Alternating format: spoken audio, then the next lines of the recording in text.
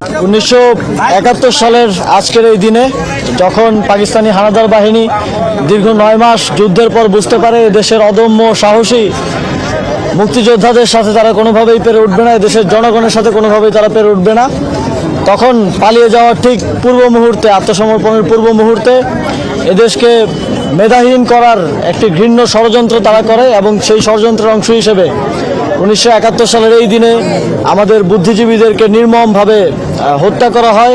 সে সময়কার প্রখ্যাত অধ্যাপক থেকে শুরু করে সাহিত্যিক, কবি থেকে শুরু করে ইন্টেলেকচুয়ালদেরকে হত্যা করে বাংলাদেশকে মেধাশূন্য করার এক ধরনের ষড়যন্ত্র সে সময় পাকিস্তানি বাহিনী, হানাদার বাহিনী এবং তাদের দেশীয় দোসররা করেন এবং সেই থেকে এই দিনটিকে আমরা শ্রদ্ধার সাথে পালন করে আসছি। তারই একটি অংশ হিসেবে আজকে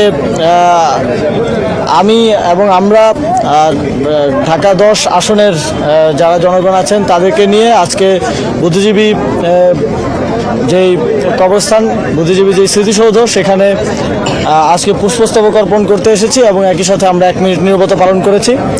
স্বাধীনতার 54 বছর পর যখন স্বাধীনতা যুদ্ধে আমাদের এদেশে সাহসী বীররা ঝাঁপিয়ে পড়েছিলেন, তারা যেই প্রত্যাশার জায়গা থেকে ঝাঁপিয়ে পড়েছিলেন সেখান থেকে প্রাপ্তির পরিমাণটা অনেক কম। তবে আমরা একটা স্বাধীন দেশ পেয়েছি, স্বাধীন ভূখণ্ড পেয়েছি এবং সার্বভৌম রাষ্ট্র পেয়েছি।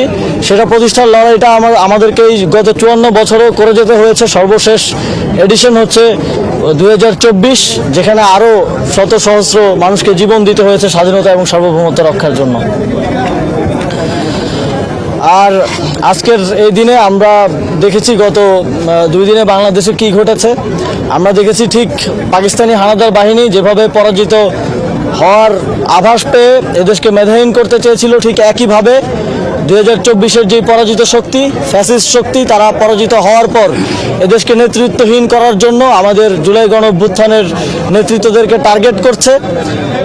তার অংশ হিসেবে ওসমান হাদিকে গুলিবিদ্ধ করা হয়েছে। তিনি এখন জীবন মৃত্যুর সঙ্গে পাঞ্জা লড়ছেন এবং আমরা জানতে পেরেছি যে আরও অনেককে হিট লিস্টে রাখা হয়েছে। আমরা স্পষ্টভাবে বলতে চাই, 71-এ যেমন হানাদার বাহিনীর এবং তাদের দেশীয় দোসরদের ষড়যন্ত্র সফল হয়নি, ঠিক একইভাবে এবারেও পরাজিত ফ্যাসিবাদের দোসরদের কোনো ধরনের ষড়যন্ত্র সফল হবে না। বাংলাদেশ উত্তরোত্তর সফলতার দিকে এগিয়ে যাবে।